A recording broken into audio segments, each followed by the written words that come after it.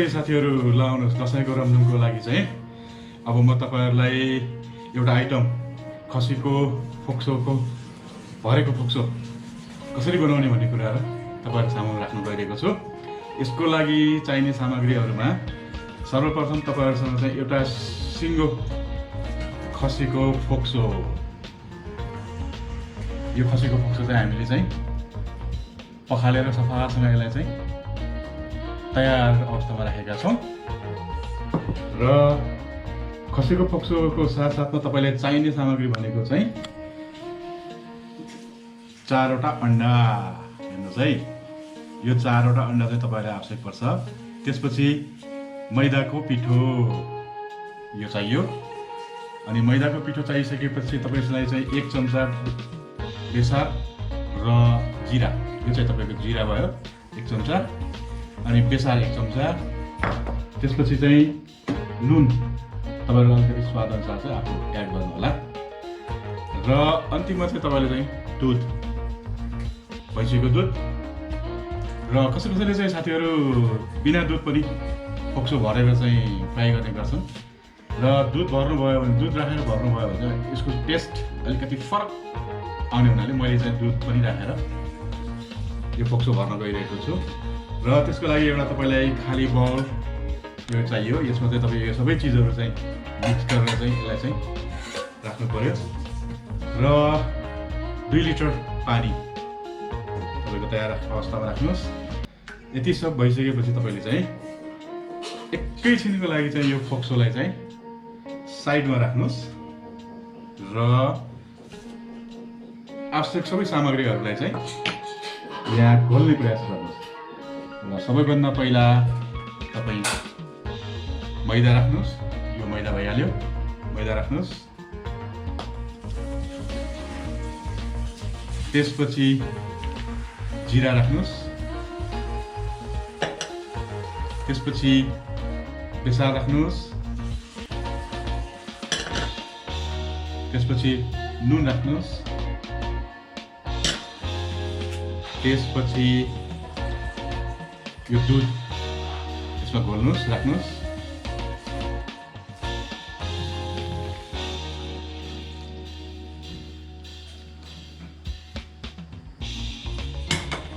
त्यसपछि गएर यसमा तपाई अंडा 4 वटा अंडा चाहिँ टक्क तपाई यसमा राख्नुस्।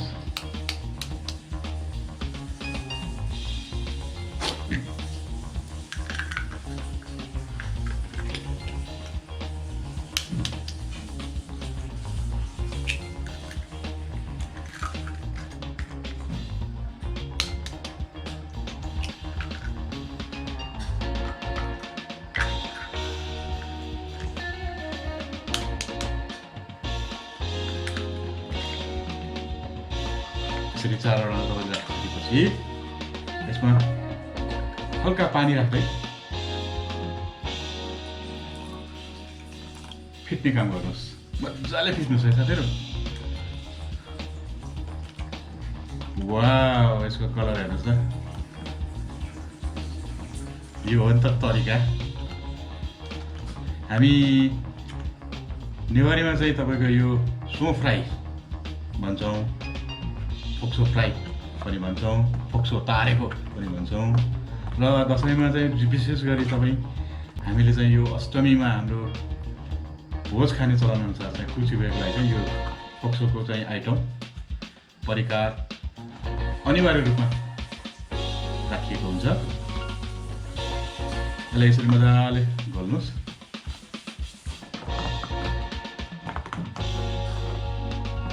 हेर्नुस् त साथीहरु, अघि हामीले सबै सामग्रीहरु यसमा मिसाएर यसरी मजाले फिटिसकेपछि अब फोक्सोमा चाहिँ यो हाम्रो घोल भर्नको लागि तयार भयो। अब यो अघि सफा गरेर राखेको हाम्रो खसीको फोक्सो, अब यसलाई चाहिँ एउटा जगको सहायताले तपाईले चाहिँ यसमा यो हाम्रो घोल भर्ने काम गरौँ। Please click on subscribe button and click on bell icon for new video notification. ल मजाले हेर्नुस् है साथीहरु, आनन्दले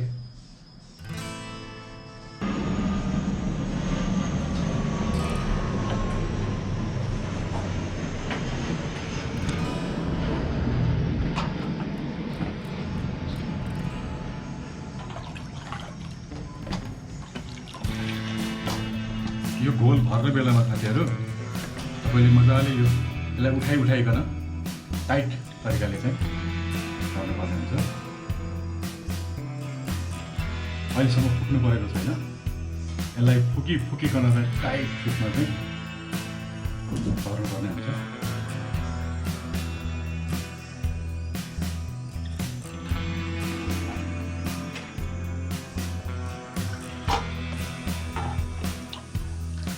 अब यसलाई बिस्तारै फुक्दै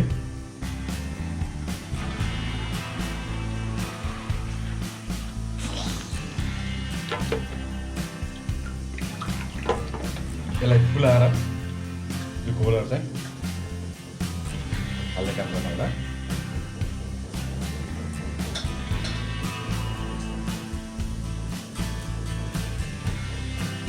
हेर्नुहोस् साथीहरू, यसमा घोल भरिसकेपछि यो मजाको चाहिँ सेपमा आयो। यसलाई अझ भरौँ र यसरी फुकिकन चाहिँ हाम्रो यो अघि बनाएको घोल सबै सक्यो। यसमा हामीले हाल्यौँ र यसको चाहिँ सेप हेर्नुहोस् साथीहरू, यस्तो मजाको सेप देखिनुपर्छ।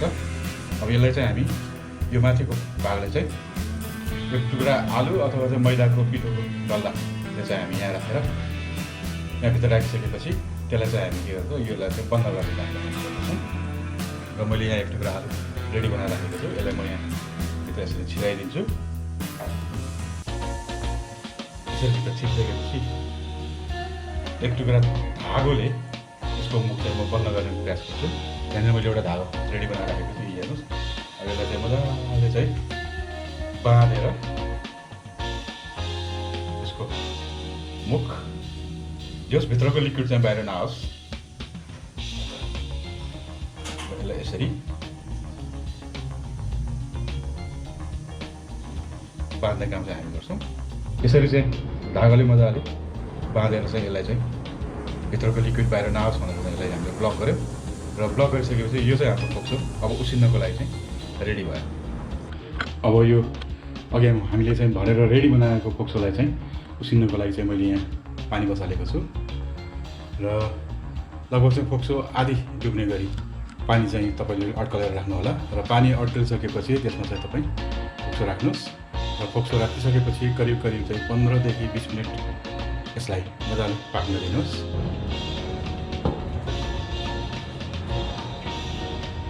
अघि भरेर रेडी बनाएको यो फोक्सो चाहिँ अब म यसमा हाल्न गइरहेको छु। Please click on subscribe button and click on bell icon for new video notification. अब यसलाई यसरी फोक्सो चाहिँ हालिसकेपछि लगभग चाहिँ तपाईँले 15 देखि 20 मिनट यसलाई पाक्न दिनुहोस्। करिब 20-25 मिनटपछि चाहिँ यो पाकेर रेडी छ।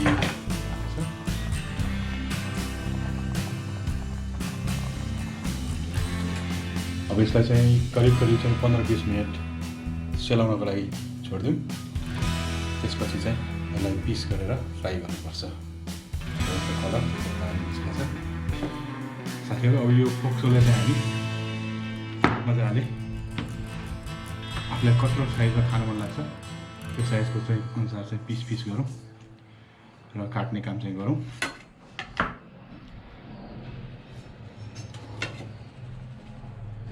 यसलाई चाहिँ टक्क लगाएर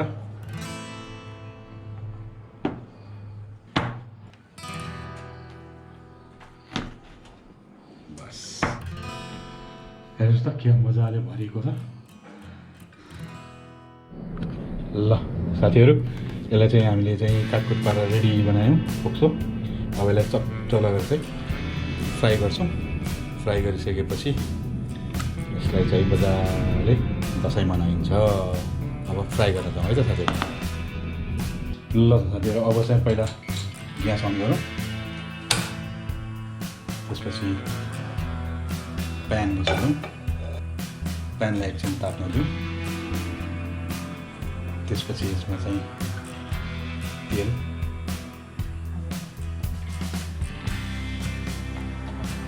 हालौँ। अब एकछिन यसमा तेल ताप्न दिउँ मजाले। तेल अलि मजाले ताप्न थालिसकेको छ साथीहरू। अब यसमा थोरै हामी चाहिँ मेथी पुऱ्याइदिउँ।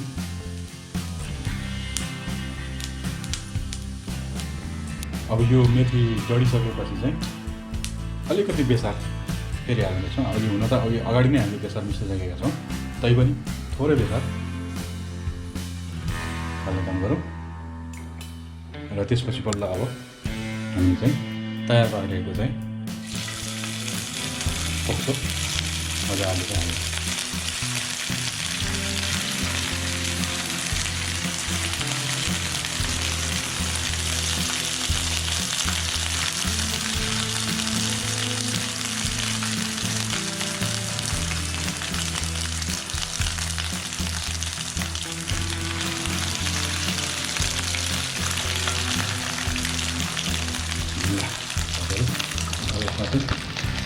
अलिकति रातो रातो हुनेगरी चाहिँ हामी फ्राई गर्छौँ। अब यसलाई तपाईँहरू बिस्तारै पल्टाइ गरिकन चलाउने काम गर्नुहोस्। र अघि एक चम्चा जिरा हामीले सुरुमै घोल बनाउँदाखेरि हालिसकेका थियौँ। त्यसमा तपाईँले पुगेन भने चाहिँ थोरै जिरा, थोरै नुन र अलिक पिरो खान मन लाग्यो भने थोरै पिरो खुर्सानीको पनि हालेर तपाईँले फ्राई गर्न सक्नुहुन्छ। यो चाहिँ हाम्रो कलर हेर्नु साथीहरू।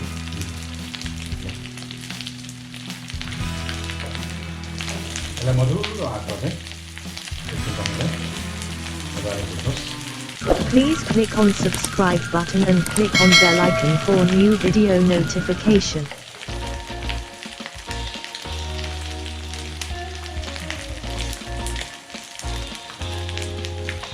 ल साथीहरू, यो चाहिँ हाम्रो फोक्सो फ्राई रेडी भयो। यहाँ हेर्नुहोस्, अहिले हामी बिस्तारै यसलाई चाहिँ यहाँ राख्छौँ।